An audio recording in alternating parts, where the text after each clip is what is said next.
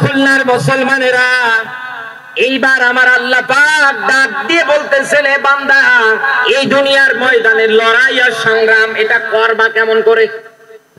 যে কোনো জিনিসের তো একটা সিস্টেম আছে, নিয়ম নীতি আছে নাকি?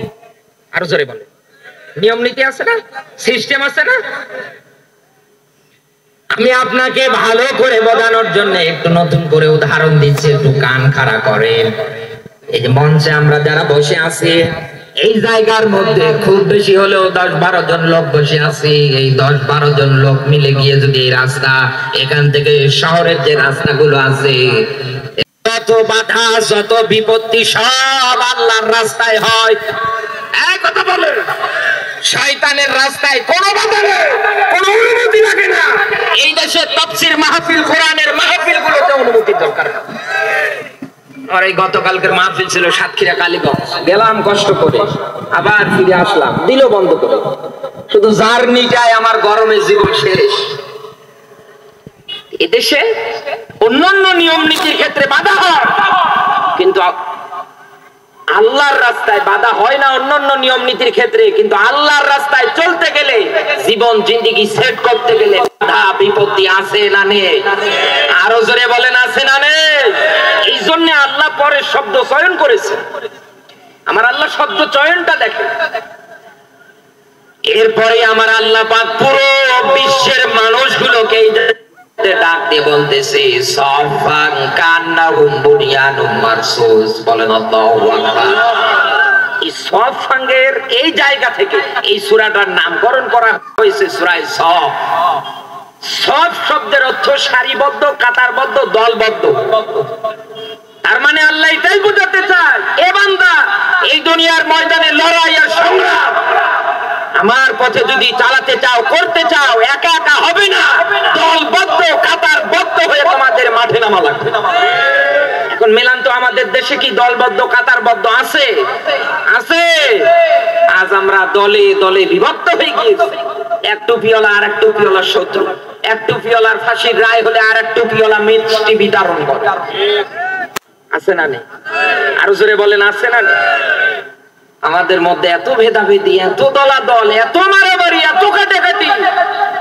দুনিয়ায় যদি মুসলিমদের আছে, এরা যদি এক থাকতে পারতো, এই দুনিয়ার কোন নাস্তিক ইসলামের বিরুদ্ধে নতুন করে কোন আইন করার আগেও, পরিকল্পনা করার আগেও চিন্তা ভাবনা করতো না। এই দেশে মুসলমানেরা একতাবদ্ধ আছে। যদি আমাদের ধরে আমাদের বাবার নাম ভুলিয়ে দেবে, বাবার নাম যে মুসলিমরা একতাবদ্ধ হলে ভুলিয়ে দেবে, তার দৃষ্টান্ত কয়? আল্লাহ রাব্বুল আলামিনের এই কিতাবটা, আমি আগেই বলেছি, এই কিতাবটা হচ্ছে মহাসমুদ্র। যত ব্যাখ্যা করবেন, কোনদিন আপনার এই ছোট্ট হায়াতের জিন্দেগিতে বলে করে শেষ করতে পারবেন না। এই মহাসমুদ্র থেকে আমার আল্লাহ পুরো জাতিকে উদ্বুদ্ধ করছেন। সূরা নাহাল 16 নম্বর সূরা 14 নম্বর পারার 68 নম্বর আয়াত দিয়ে আল্লাহ পাক বলেন, ওয়াহা রাব্বুকা ইলান নাহলি। तमाम দুনিয়ার মানুষদের জন্য আয়াতটার মধ্যে আমার আল্লাহ পাক সুন্দর করে শিক্ষা নিজে রেখে দিয়েছেন। আল্লাহ পাক বলেন, ও দুনিয়ার মৌমাছিরা, তোমাদের প্রতি আমার ওহী হচ্ছে তিনটা। এক নম্বরে, ঘর যদি বানাও, তোমরা বানাবা জীবা, মানে পাহাড়ে। দুই নম্বরে সাজার, সাজার মানে গাছ। তিন নম্বরে মানুষ যে ঘর বাড়িগুলো তৈরি, দেয়ালে বা ওয়ালে। তামাম দুনিয়াটা এই আয়াতটা মিলে এবার গবেষণা করে দেখেন তো, এই তিনটা জায়গা বাদ দিয়ে মৌমাছিরা কি অন্য কোন জায়গায় ঘর বানায়? বানাবে? আওয়াজ দেন, আওয়াজ দেন, বানাবে? অর্ডার কয়বার?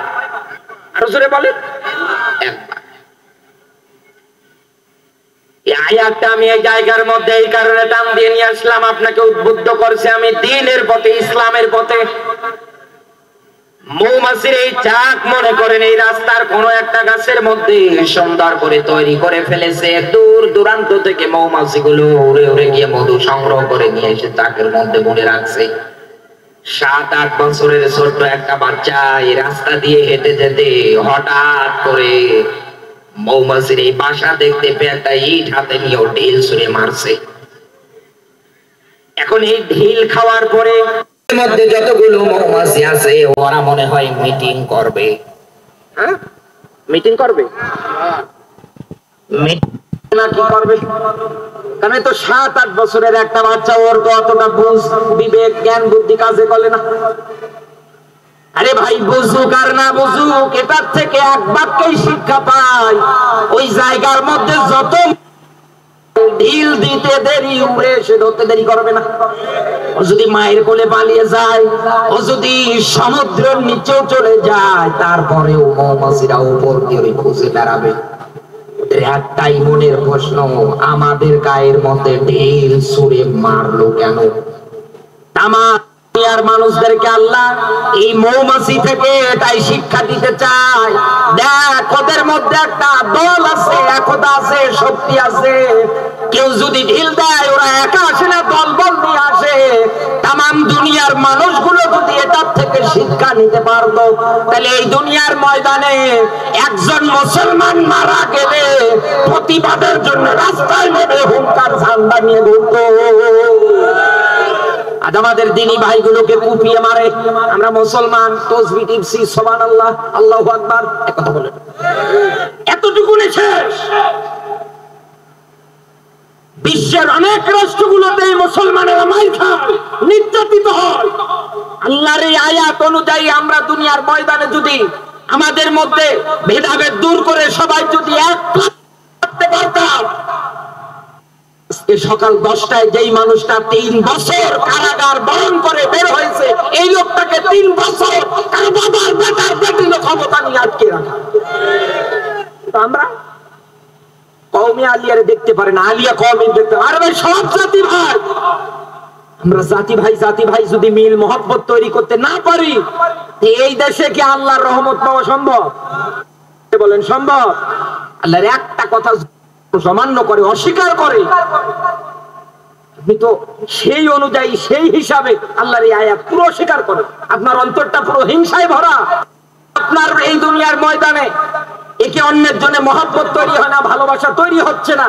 নবীজি বলেন, পুরো মুসলিম একটা দেহের মতো, এক জায়গায় যদি সিমটি কাটা হয় যেমন ব্যথা অনুভব হবে, পুরো মুসলিম জাতির একজন যদি নির্যাতিত হয়, মাইর খায়, পুরো মুসলিম জাতির ওই রকম ব্যথা কষ্ট অনুভব হওয়ার কথা।